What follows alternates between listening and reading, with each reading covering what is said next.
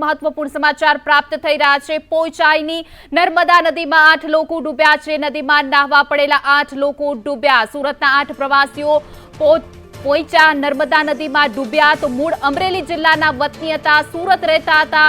3 નાના બાળકો સાથે 8 લોકો ડૂબી ગયા છે, નાહવા પડ્યા હતા। એક યુવકને સ્થાનિકોએ ડૂબતા બચાવી લીધો છે।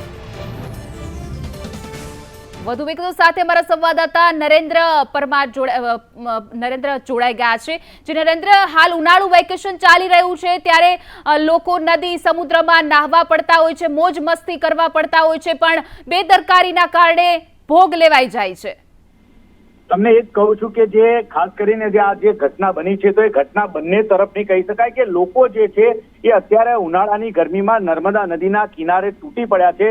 હાલમાં જ એક વિડીયો પણ વાયરલ થયો હતો કે વડોદરાના સાજલી ગામ નજીક હજારોની લોકો નર્મદા નદીમાં નાહવા ઉમટી પડ્યા હતા। ત્યારે આ જે ઘટનાની વાત કરીએ તો આ પોઈચા નર્મદા નદીના તટની અંદર આ ઘટના બની છે।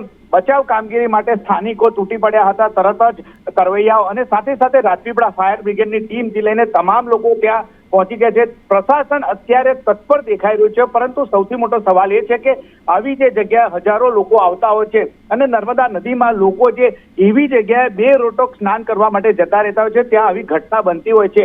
ભૂતકાળની અંદર પણ નર્મદા નદીમાં ડૂબવાની ઘટનાઓ બની છે, ત્યારે હવે સ્ટેચ્યુ ઓફ યુનિટી બન્યું છે, જેના કારણે પ્રવાસીઓની સંખ્યા અહીંયા ખૂબ વધી છે। ત્યારે અત્યારે ઉનાળુ વેકેશન છે અને એની અંદર હજારોની સંખ્યામાં લોકો ગરમીમાં રાહત મેળવવા માટે નર્મદા નદીમાં સ્નાન કરવા માટે આવતા હોય છે। ત્યારે આ જે ઘટના બની છે ખૂબ મોટી ઘટના કહી શકાય। 8 થી વધુ લોકો ડૂબ્યા છે। હાલમાં સત્તાવાર આંકડો આવ્યો નથી, પરંતુ સ્થાનિક તરવૈયા અને પોલીસ અને જે રેસ્ક્યુ ટીમ છે કામે લાગી છે। જી નરેન્દ્ર, સમગ્ર માહિતી બદલ આભાર।